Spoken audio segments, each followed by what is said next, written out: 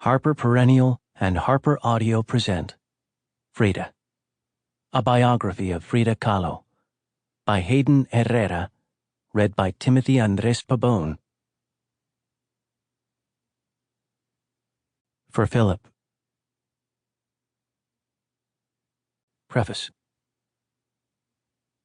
In April 1953, less than a year before her death at the age of 47, Frida Kahlo had her first major exhibition of paintings in her native Mexico.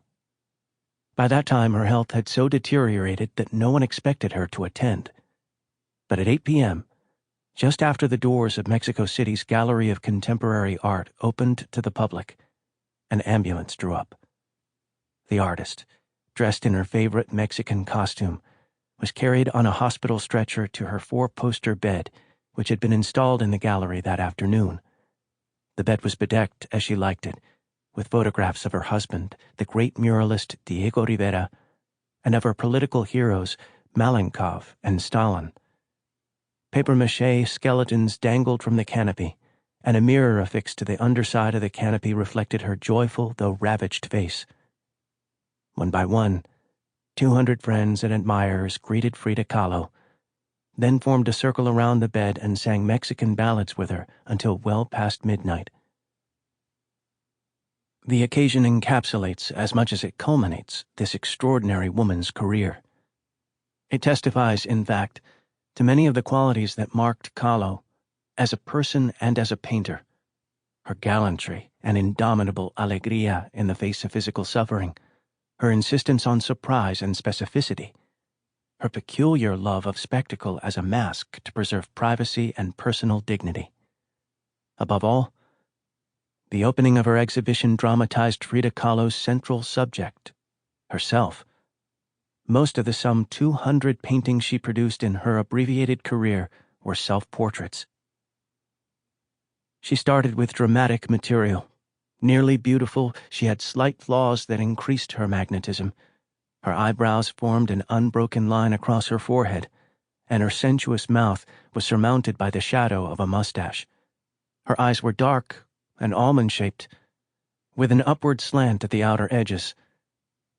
People who knew her well say Frida's intelligence and humor shone in those eyes.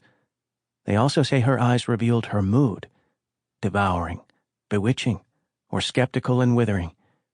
There was something about the piercing directness of her gaze that made visitors feel unmasked, as if they were being watched by an ocelot. When she laughed, it was with carcajadas, a deep, contagious laughter that burst forth either as delight or as a fatalistic acknowledgement of the absurdity of pain. Her voice was bronca, a little hoarse. Words tumbled out intensely, swiftly, emphatically, punctuated by quick, graceful gestures, that full-bellied laughter, and the occasional screech of emotion. In English, which she spoke and wrote fluently, Frida tended to slang. Reading her letters today, one is struck by what one friend called the toughisms of her vernacular. It is as if she had learned English from Damon Runyon. In Spanish, she loved to use foul language, words like pendejo, which politely translated means idiotic person, and hijo de su chingada madre, son of a bitch. In either language, she enjoyed the effect on her audience, an effect enhanced by the fact that the gutter vocabulary issued from such a feminine-looking creature, one who held her head high on her long neck as nobly as a queen. She dressed in flamboyant clothes, greatly preferring floor-length native Mexican costumes to haute couture. Wherever she went, she caused a sensation. One New Yorker remembers that children used to follow her in the streets.